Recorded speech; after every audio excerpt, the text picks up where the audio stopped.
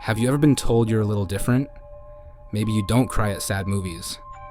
Maybe you've always had a strange fascination with the dark side of human nature. True crime, unsolved mysteries, the psychology of killers. You joke about having killer instincts, but what if it's not just a joke? Most serial killers don't just wake up one day and decide to start killing.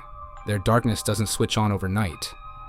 It starts subtly, small signs, hidden in their everyday life. Patterns so faint, they might not even notice them.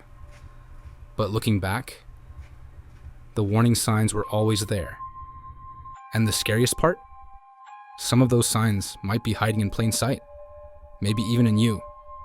Today, we're breaking down 5 chilling psychological traits that many serial killers have in common.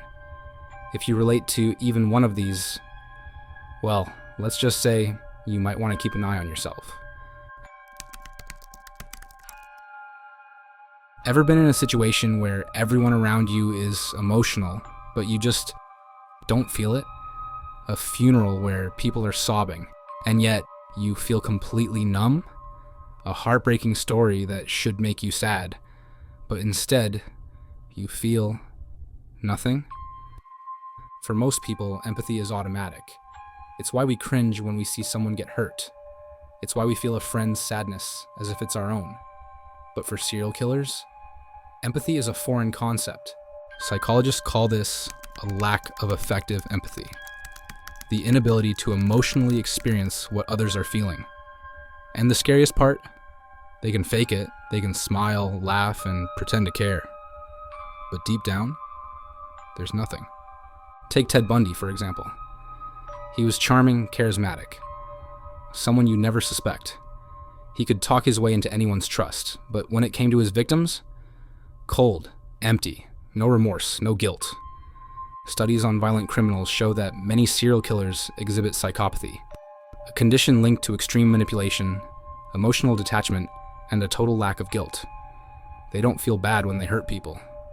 They don't even hesitate.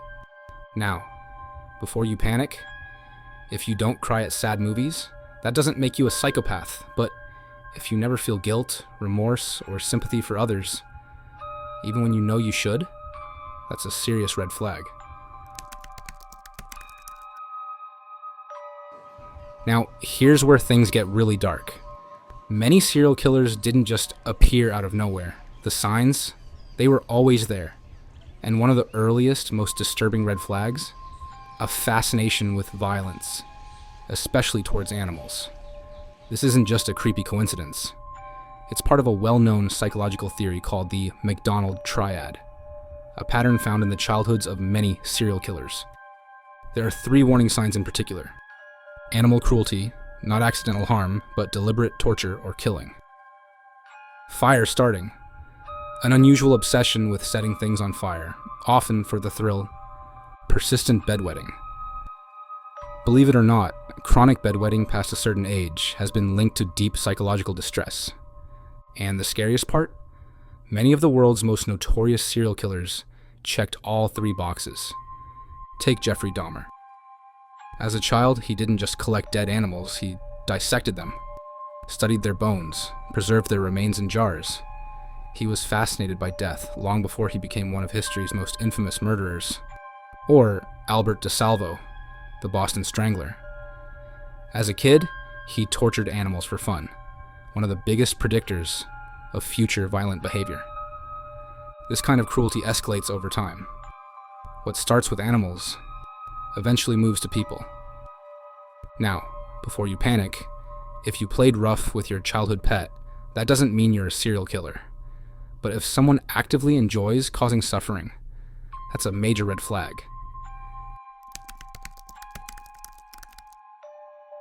Have you ever convinced someone to do something they swore they wouldn't? Ever told a lie so good that even you started believing it? Serial killers are expert manipulators. They don't just deceive people, they control them. They read human behavior like a book, exploit weaknesses, and twist reality to get exactly what they want. Think of Charles Manson. He never actually killed anyone himself, but he convinced an entire cult to do it for him. His words alone were more dangerous than any weapon. Psychologists call this Machiavellianism, a personality trait where someone is highly manipulative, deceitful, and completely comfortable, using people as pawns in their game. And here's the unsettling truth. Most people have displayed Machiavellian behavior at some point. Ever faked being sick to get out of work? Lied to avoid trouble? You might not be a serial killer, but manipulation, it's a slippery slope. Let's be honest, we all watch true crime. But there's a difference between casual curiosity and something darker.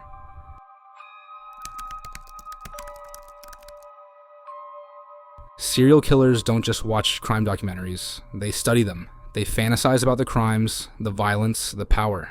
And for some, that fantasy turns into rehearsal. Take Dennis Rader, the BTK killer. He didn't just commit his crimes, he documented them. He wrote letters taunting the police. He even took photos of himself, reenacting his own murders. And here's what's truly chilling. Most serial killers start with fantasies long before they ever act. For some, it's just an interest in dark topics. But for others, it spirals into something much worse. If someone finds themselves constantly daydreaming about hurting others, writing violent journals, or feeling excitement at the idea of death, that's not just curiosity. That's dangerous.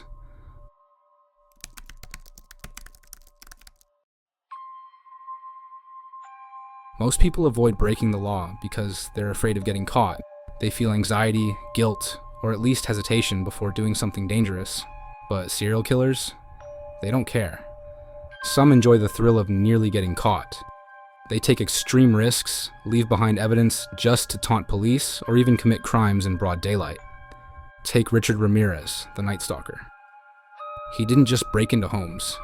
He walked in while people were still inside. He wanted the confrontation. He thrived on it. Psychologists have a chilling explanation for this. Many serial killers have a low fear response. Their brains don't react to danger like normal people. They don't feel that rush of anxiety when they're at risk.